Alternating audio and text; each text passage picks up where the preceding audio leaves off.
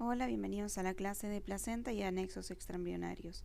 Para empezar, la placenta es un órgano transitorio con una vida media de aproximadamente 9 meses, dado que está conformado por tejidos fetales y tejidos maternos. Estos tejidos solo van a estar presentes durante el embarazo. En otro momento de la vida adulta, donde no hay presente un embarazo, no tenemos estos tejidos.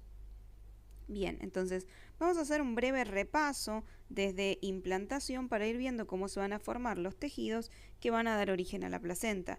Recordemos que a partir del trofoblasto, el cual iba invadiendo el epitelio del endometrio, lo sobrepasa y va logrando llegar al estroma. Va a liberar enzimas que van a ir degradando la matriz extracelular de manera que va a ir dejando un espacio entre los cuales se va a ir implantando el embrión. Entonces, acá vemos cómo se introduce un poco más dentro del estroma del endometrio.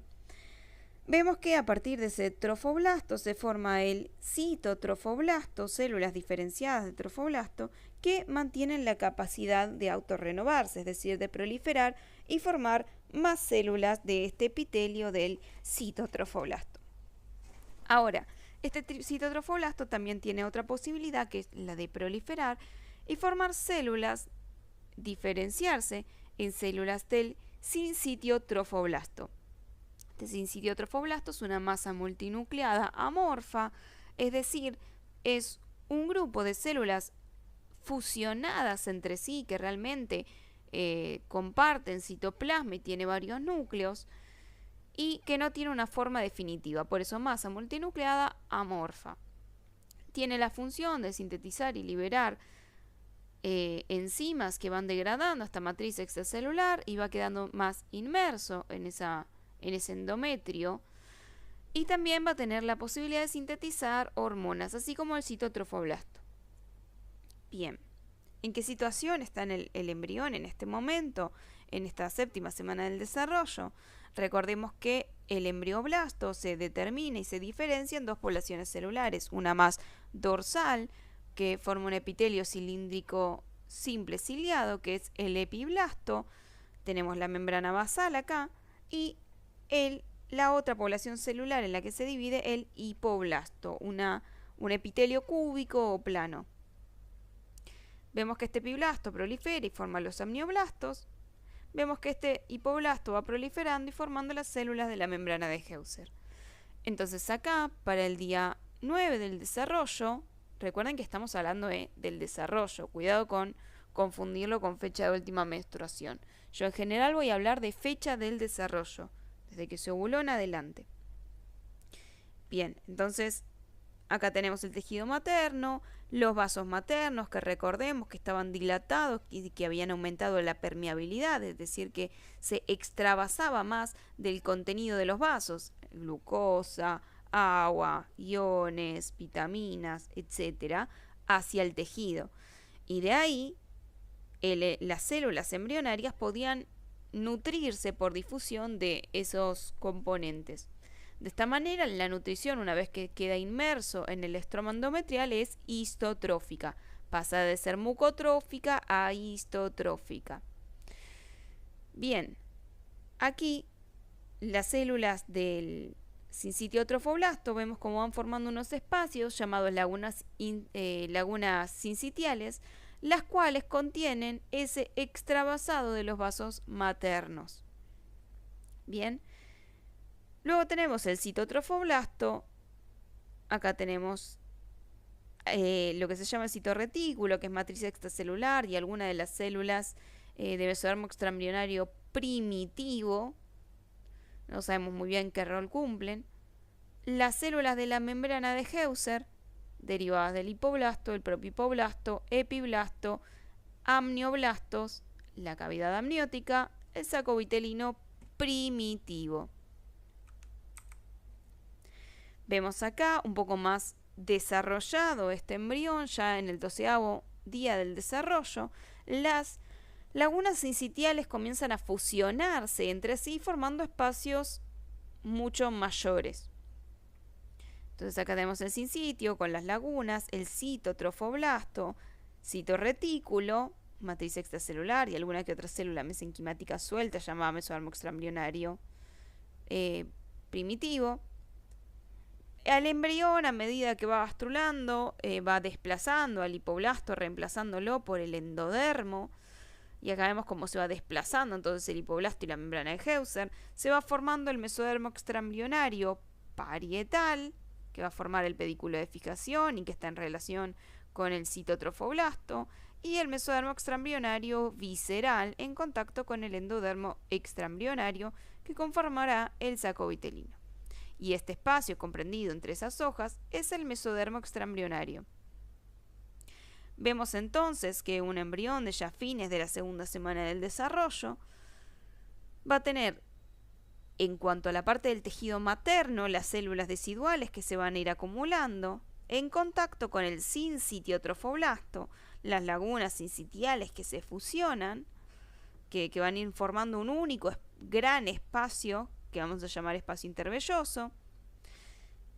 Bueno, el sincitiotrofoblasto, el citotrofoblasto y el mesodermo extraembrionario parietal. Todo esto mesodermo extraembrionario parietal, incluyendo el pedículo de fijación, y ya el mesodermo que acompaña al endodermo extraembrionario va a ser el mesodermo extraembrionario visceral, o también llamado esplácnico. Acá tenemos el celoma extraembrionario, como ya ha evolucionado a lo largo del tiempo, aumenta mucho esa cavidad, y vemos acá cómo se ha reemplazado por completo a las células del hipoblasto por las células del endodermo definitivo, embrionario y extraembrionario. Y las células del hipoblasto y de la membrana de Heuser quedan totalmente por fuera del embrión y ahí van a sufrir la atrofia. Quedan en forma de quiste exocelómico o estos vestigios del saco vitelino primitivo. Vamos a ver que a partir de este corion, de la unión de estas tres poblaciones celulares, el citotrofoblasto, el sincitiotrofoblasto, el citotrofoblasto y el mesodermo extraembrionario, estas tres poblaciones que quedan comprendidas entre el espacio intervelloso y el celoma extraembrionario son a las que llamamos corion. Cuando hablemos de corion hablamos de la conjunción de esas tres poblaciones celulares. Y a partir de ese corion se van a ir formando las vellosidades mesenquimáticas. Estas vellosidades van a nacer como una proliferación de citotrofoblasto recubiertas de sincitiotrofoblasto que prolifera, que protruye hacia la laguna sincitial o el espacio intervelloso. A medida de que a esta vellosidad se le incorpora el mesodermo extraembrionario parietal, ahora vamos a llamar la vellosidad mesenquimática secundaria, conformada por tres poblaciones celulares: mesodermo extraembrionario parietal, citotrofoblasto y sincitio.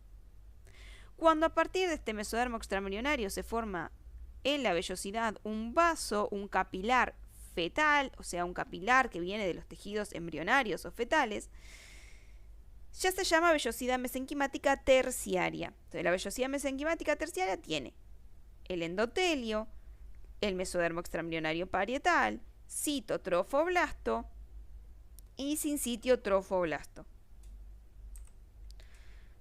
Acá vemos entonces cómo estas células van a ir proliferando y fíjense, van a formar columnas de células de citotrofoblasto rodeadas de sincitio, y acá vemos cómo se va incorporando el mesodermo extraembrionario en algunas de ellas y ya se va vascularizando, va a ir formando vasos, ¿sí?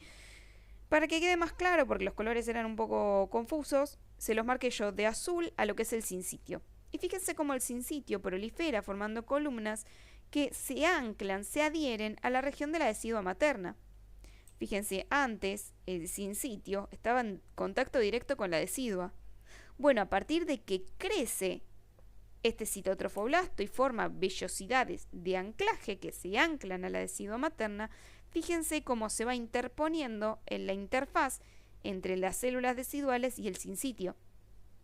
Y eso lo hace alrededor de toda la longitud. De esta manera, a estas células que se interponen entre el sincitio y la decidua, que ya no son parte de una vellosidad, porque fíjense, la vellosidad es esta.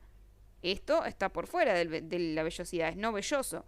Bueno, a eso se lo llama escudo citotrofoblástico o coraza citotrofoblástica. Bien. Acá vemos alguna de estas células. Ven cómo esta es la vellosidad. Se ancla a la cara materna. ¿Sí? Son columnas de anclaje, le da estructura, estabilidad a la vellosidad. Pero algunas de estas células del sincitiotrofoblasto se van a desprender, formando el escudo citotrofoblástico, y también incluso se van a ir introduciendo en los vasos maternos, ¿sí? Entre las capas, la capa media de las arterias uterinas y en la luz de los capilares maternos. Y lo que van a hacer es aumentar el diámetro de esas arterias. Entonces va a aumentar el caudal que está llegando, aumenta la cantidad de sangre que se aporta hacia la placenta y como aumenta el área, entonces aumenta el caudal, disminuye la velocidad, lo que favorece que esos nutrientes se puedan intercambiar. ¿Sí? Entonces, recordemos, está el citotrofoblasto velloso, el que forma parte de las vellosidades y que a su vez puede dar células de sincitio. Y tenemos células del citotrofoblasto que no forman parte de las vellosidades, no velloso, que forman parte de las columnas, que forman parte del escudo, que forman parte del intersticio, es decir, que están sueltas en el estroma endometrial, que forman parte de los vasos, que se introducen en los vasos maternos, y algunas que otras llegan a la circulación materna. Entonces, incluso muchos años después, podemos encontrar algunas células citotrofoblásticas circulando en la circulación materna. Realmente muy interesante. ¿Qué pasa si se altera este mecanismo de invasión de los vasos, a lo que llamamos la invasión secundaria? Podríamos llegar a desarrollar una patología que se llama preeclampsia o eclampsia, mucho más grave. En esta patología, cuando falla esa invasión en los vasos, se genera una hipertensión en general en la madre. Aumenta la presión de la sangre contra las paredes de los vasos maternos. Pero es una hipertensión en general, en todas las arterias. De esta manera, incluye que hay una mayor presión en las arterias del encéfalo. Al tener hipertensión se extravasa más líquido y pueden incluso llegar a romperse y a causar una hemorragia cerebral. Entonces la persona va a venir con confusión, puede llegar a desmayarse, puede incluso llegar al estado de coma. Es un cuadro realmente muy grave que se intenta controlar con fármacos y que intentamos que no sean dañinos para el embrión, que no sean teratogénicos, pero si no se pueden controlar, entonces tiene que ir sí o sí a cesárea porque corre riesgo la vida tanto de la madre como del feto. De esta manera, sea cual sea la semana del desarrollo, si no se puede controlar con medicamentos, va a cesárea. Recordar entonces que, esto es un dato choice, es una patología del lecho vascular placentario, ¿sí? También podría pasar en otras patologías de la placenta que se implante de más. Es decir, normalmente recordemos que el útero tiene 3 capas. El endometrio, la capa más superficial, el miometrio, una muy gruesa capa de células musculares que tienen la capacidad de contraerse, y el perimetrio. Ahora, normalmente el embrión se va a implantar en la parte más superficial del endometrio, dejando este espacio de endometrio submiometrial sin invadir, sin tocar, ¿sí? Solo va a llegar hasta la capa esponjosa. El miometrio, por ende, no se invade y el perimetrio mucho menos. Esto es lo normal. Si este proceso se altera, puede llegar a desarrollar una placenta acreta, increta o percreta.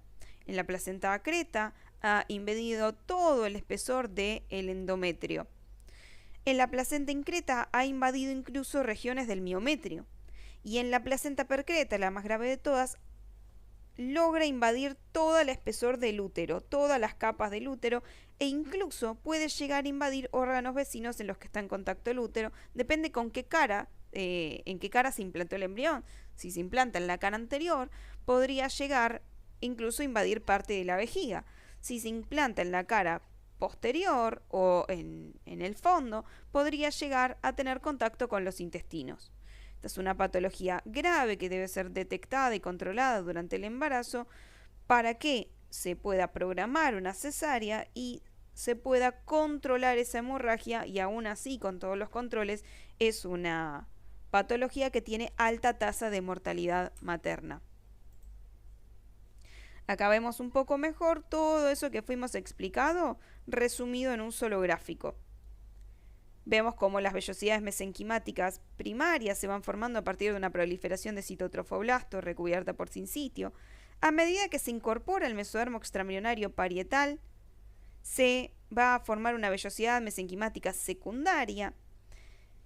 A medida que en esa vellosidad se forman vasos, se va a formar una vellosidad mesenquimática terciaria. Vemos cómo esa vellosidad se ancla a la cara materna y cómo esas células del citotrofoblasto van a ir formando el escudo citotrofoblástico que se va a interponer entre el sincitio, lo violeta, y la decidua materna, en este verde clarito. Y también recuerden, invaden el intersticio e invaden los vasos maternos.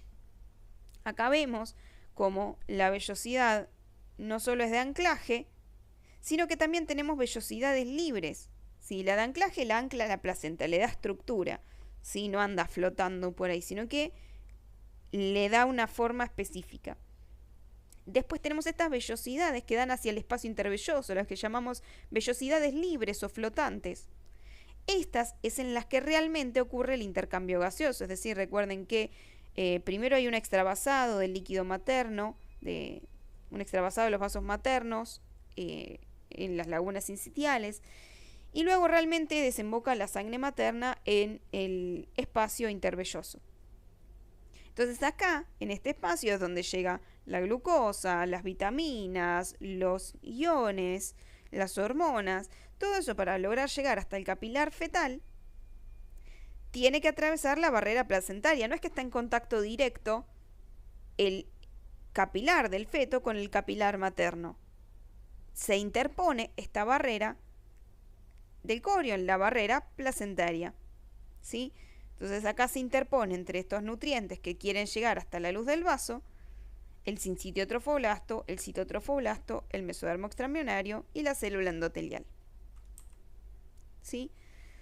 Acá vemos una vista general de cómo quedó conformada esta placenta a partir de todos estos cambios. Acá tenemos el cordón umbilical, acá tenemos el líquido amniótico, la cavidad amniótica con el líquido amniótico, los amnioblastos, recubren acá internamente, el mesodermo extraembrionario parietal, a partir de las cuales esas células van a formar las arterias y venas umbilicales por estímulo del alantoides, por eso a veces se los llama también vasos alantoideos, o como vemos acá, se los puede llamar vasos umbilicales.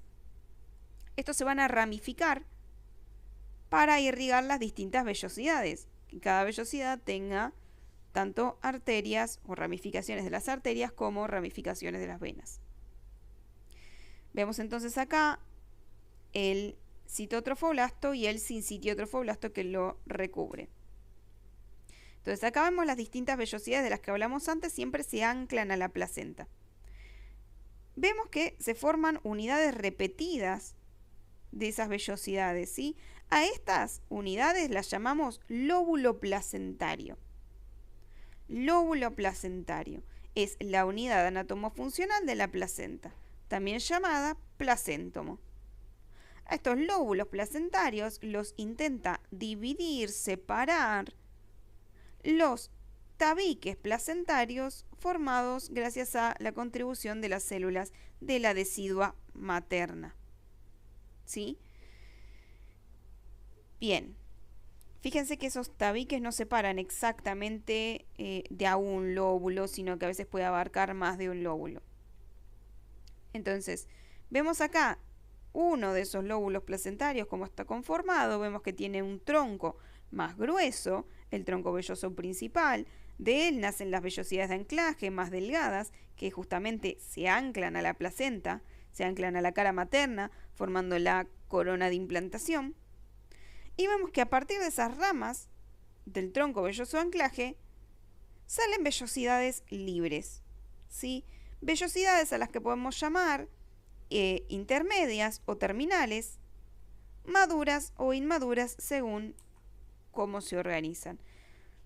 Fíjense que para los nutrientes que están acá en el espacio intervelloso lograr llegar al capilar fetal, tienen que atravesar. Por ejemplo, ¿no? Supongamos que tenemos una molécula de oxígeno. Para llegar hasta el capilar fetal, hasta la luz del capilar fetal y de ahí llegar hacia el feto, tiene que atravesar el sincitio, el citotrofoblasto, el mesodermo extraembrionario y la célula endotelial. Complicado, tiene que atravesar todas estas capas para llegar a la luz del capilar fetal. Y pongámosle el dióxido de carbono, para poder salir de ese capilar va a tener que hacer el camino opuesto. Atraviesa el endotelio del capilar fetal, atraviesa el mesodermo extraembrionario parietal, atraviesa el citotrofoblasto y el sincitio. Entonces, a partir de fines del tercer trimestre empiezan a predominar este tipo de vellosidades, que son las vellosidades terciarias maduras, ¿sí? Están en el extremo de estas vellosidades libres. Estas vellosidades terminales pueden ser maduras o inmaduras. Estas serían las inmaduras, estas serían las maduras. Fíjense que cierta parte de esta vellosidad va a tener lo que se llama la membrana vasculosincitial, una región en donde el vaso se vuelve más periférico, el citotrofoblasto se discontinúa, el sincitiotrofoblasto se adelgaza. Entonces, la barrera placentaria, ¿en qué consiste en esta área? En solo dos capas. El sincitiotrofoblasto con su membrana plasmática, con su membrana basal, y la célula endotelial con su membrana basal. Solo dos capas en vez de 4. Bien, entonces estas áreas de intercambio, ¿sí? Estas áreas óptimas para el intercambio se llaman membranas vasculosincitiales y están en las vellosidades terminales maduras. Comienzan a estar a partir de fines del primer trimestre y optimizan el intercambio. Eso es re importante que se lo acuerden, es recontra remil tomado la membrana vasculosincitial. Bien. Además de tener esta vellosidad terciaria madura, estas zonas de la membrana vasculosincitial, esta lámina está en la cátedra y a veces se toma, así que recuerden esta imagen, no tienen demasiado detalle, pero recuerden estas imágenes porque están impresas, podrían llegar a mostrárselas.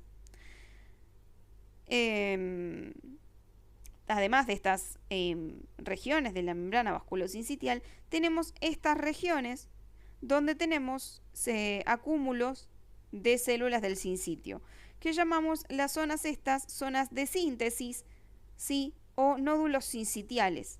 Estos nódulos sincitiales tienen la función de, recuerden que el sincitio era muy importante porque sintetizaba hormonas, es decir, se lo considera un tejido endocrino. Vamos a hablar entonces de todo lo que fuimos describiendo hasta acá, es toda la cara fetal de la placenta. Vamos a hacer un poco más de hincapié en cómo es la cara materna de la placenta. Entonces recordemos que tenemos las células del estroma endometrial, las cuales se modificaban, se volvían ricas en glúcidos y en lípidos, aumentaban su tamaño, se volvían poligonales y eran llamadas ahora células deciduales, las cuales se iban acumulando alrededor de la placenta. Entonces, en este cambio, la decidualización, primero comienza en la zona de la implantación. Entonces acá vamos a tener la decidua basal, que va a formar parte de la placenta, en contacto con el corión frondoso, el corión que forma las vellosidades. Entonces esto es la placenta, la decidua basal más el corión frondoso. Más tarde, todo el resto del endometrio se decidualiza. De esta manera voy a tener una parte del endometrio en contacto con el corión, pero fíjense que este corión no está en contacto con los vasos maternos que está acá, fuertemente irrigada la placenta. Pero acá, que está cerca de la luz, que hay poca irrigación, no se forman vellosidades.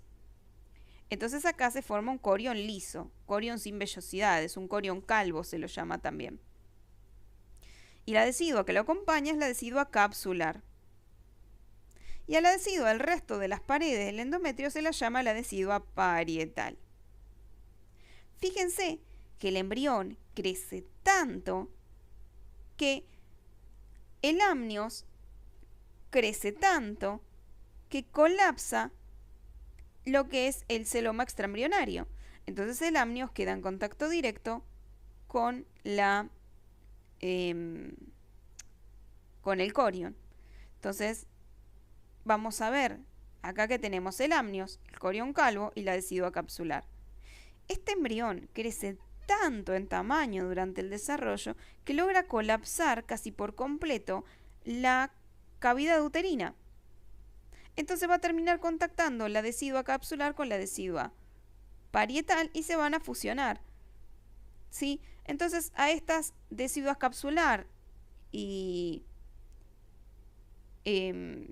parietal fusionadas más el amnios, lo llamamos la membrana corioamniótica y es la que cuando se rompe es cuando decimos que se desencadena el parto, que se rompe la fuente. Bien, ¿cuáles son las características de la placenta? Como vemos acá, tiene forma discoide, es aplanada, circular, tiene dos caras, la materna y la fetal. Acá vemos la cara fetal, que es la región en donde sale el cordón umbilical, es mucho más brillante, como una calada, altamente vascularizada. Y acá vemos la parte materna de la placenta, que recuerden, tenía los tabiques placentarios, que me separan esto, que lo vamos a llamar los cotiledones. No es lo mismo que el lóbulo placentario, porque un cotiledón puede contener varios lóbulos placentarios, ¿sí? Lo importante es que esto se usa para obstetricia principalmente, dado que cuando se remueve la placenta, se fijan que no quede ningún espacio, que no haya quedado ningún cotiledón adentro de la madre, porque recuerden que la placenta es un órgano transitorio que comienza a envejecer y que degenera, y si queda dentro de la madre puede llegar a causar una infección. Entonces la placenta debe ser removida por completo y debe tenerse especial atención en que salgan todos los cotiledones. Antes se los contaba, pero no tiene sentido porque el número es muy irregular. Así que simplemente acuérdense de lo importante es que no queden espacios más bien, más que contarlos. Bien, les pueden llegar a tomar que es la placa basal y que es la placa corial. Entonces, características de la placenta. Ya dijimos, es discoide, es cotiledónea, es decidual porque se forma la decidua, porque sufrió la reacción decidual, es vellosa porque se forman las vellosidades en la región del corion frondoso, y es corioalantoidea, ¿sí? Es decir, se forma a partir de la región del corion, acá, ¿sí? Que va a estar irrigado por los vasos fetales, a los que llamamos umbilicales o alantoides, como mencionamos anteriormente, que son los vasos que se forman a partir del mesodermo extraembrionario parietal, estimulados por el alantoides, esa evaginación del endodermo de la región posterior. Entonces fíjense, todo esto es el cordón umbilical. Si hago un corte a esta altura, ¿qué es lo que encuentro? Bueno, el amnios externamente, mesodermo extraembrionario somático, inmerso en ese mesodermo extraembrionario somático que antes formaba el pedículo de fijación. Vemos a los vasos umbilicales, las arterias umbilicales y la vena umbilical. Y acá la alantoides. Entiendo que esto es azul, ¿sí? Trae sangre mixta. Aún así, les digo, estas son las arterias. Esto es la vena, porque trae la sangre ricamente oxigenada desde la placenta hacia el corazón, hacia el embrión, ¿sí? Vemos acá el celoma umbilical, o sea, el celoma extraembrionario de la región umbilical. Vemos acá el mesodermo extraembrionario visceral, acompañando las vísceras que transitoriamente se hernian, salen hacia el cordón umbilical, ¿sí? Y acá tenemos este tejido extraembrionario, el saco vitelino, ¿sí? Que va a permanecer en el cordón umbilical. Una vez que se corte el cordón umbilical, debería perderse, no es un tejido que vaya a estar en el adulto. Bien, espero que se haya entendido el cordón umbilical. Simplemente es esto, se tienen que acordar esta imagen. Todo esto es el cordón umbilical. Cualquier cosa me lo preguntan. Suele ser un tema polémico, porque no se entiende muy bien tridimensionalmente cómo se ve. Bien, entonces corioalantoidea es hemocorial. Esto es muy importante porque recuerden, habíamos hablado de que primero el embrión se nutría por las secreciones del útero y de la trompa, era mucotrófica. cuando se implantaba en el tejido pasaba a ser una nutrición histrotrófica, pero a partir de que ya forma los vasos fetales, ya es una nutrición hemocorial, ¿sí? Se nutre a través del intercambio de los vasos en la región del corión. Las funciones de la placenta. Por un lado vimos las funciones de intercambio de la placenta y por otro lado también recordar que tiene una función endocrina de síntesis y secreción de hormonas. La hormona gonadotrofina coriónica humana, se las dejo acá en resumen, pero ya la habíamos visto durante la implantación. Para no hacer más largo el video, voy a pasarla. Vamos con otra que no hayamos visto. La hormona lactógeno placentaria. La hormona lactógeno placentaria es una hormona que la sintetiza el sincitio, es peptídica, es decir, que es una secuencia de aminoácidos y que el efecto que tiene sobre los tejidos maternos es aumentar la disponibilidad de azúcares, de glúcidos y de lípidos, lo que favorece que a su vez esos glúcidos y esos lípidos pasen al embrión, o sea, favorece su nutrición. El problema es que cuanto más azúcar hay en sangre, más esfuerzo tiene que hacer la madre por regularlo, ¿sí? Esto le va a causar, no solo esta hormona, que es una de las predominantes, pero también otras, le van causando insulinoresistencia, ¿sí? Entonces, para compensar tiene que aumentar la secreción de insulina por parte de su páncreas, lo que puede llegar a agotar el páncreas y a causarle una diabetes gestacional, ¿sí? Y eso a su vez puede llegar a otras complicaciones como la que ya vimos, la preeclampsia, un parto prematuro o una macrosomía, un aumento de peso del embrión por este exceso de glucosa y lípidos que le están llegando. Sí, entonces, lactógeno placentaria, ¿qué es lo que me importa? Aumenta la cantidad de glúcidos y lípidos en sangre. Por eso predispone a la diabetes, es diabetógena. La progesterona, recordemos que en principio el sincitiotrofoblasto va a liberar la hormona gonadotrofina coriónica humana, esta mantiene el cuerpo lúteo, entonces el cuerpo lúteo mantiene los niveles de progesterona. Pero a su vez, la propia placenta comienza la síntesis de esta hormona esteroide, la progesterona, es decir, una hormona formada en base al colesterol, empieza a formar ella misma la progesterona y va aumentando progresivamente los niveles de progesterona hasta que ya no necesita del cuerpo lúteo para mantener al endometrio y que no se descame, que no sufra la menstruación, pues si no, se caería también donde está implantado el embrión. Bien, por último tenemos los estrógenos que van a ser el ejemplo más frecuente que se usa para hablar de la unidad materno-feto-placentaria. Es decir, que la madre, el feto y la placenta funcionan como una unidad integrada, como un conjunto, como un todo, no como compartimientos separados sin relación. Por ejemplo, ¿no? Esto es solo un ejemplo, no tienen que saber todos los nombres de acá, sino lo que yo les voy a describir así en términos generales. La glándula suprarrenal del feto produce precursores de los estrógenos. El hígado del feto los modifica.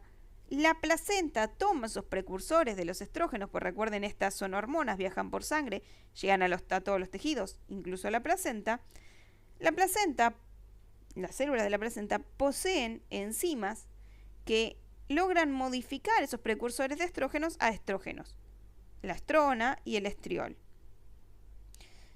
Estos estrógenos pasan en menor proporción de nuevo al feto, pero también pasan hacia la madre y tienen efectos sobre las células maternas, sobre el hueso, sobre el útero, sobre la glándula mamaria, etc. Y luego son metabolizadas en el hígado y excretadas en la orina. Entonces fíjense cómo una hormona que fue sintetizada a nivel del feto, fue modificada en la placenta, tiene efectos sobre la madre y es, por último, metabolizada y excretada en el compartimiento materno. O sea, para que se cumpla toda la vía metabólica es necesario de los tres compartimientos, funcionan de manera integrada. También podemos ver el ejemplo al revés, la glándula suprarrenal materna en mucha menor proporción, pero también lo hace, produce precursores de los estrógenos, la placenta los convierte en estrógenos y estos estrógenos pasan tanto al feto como a la madre. Bien, les dejo algunos choices para que puedan practicar. Cualquier cosa me pueden preguntar.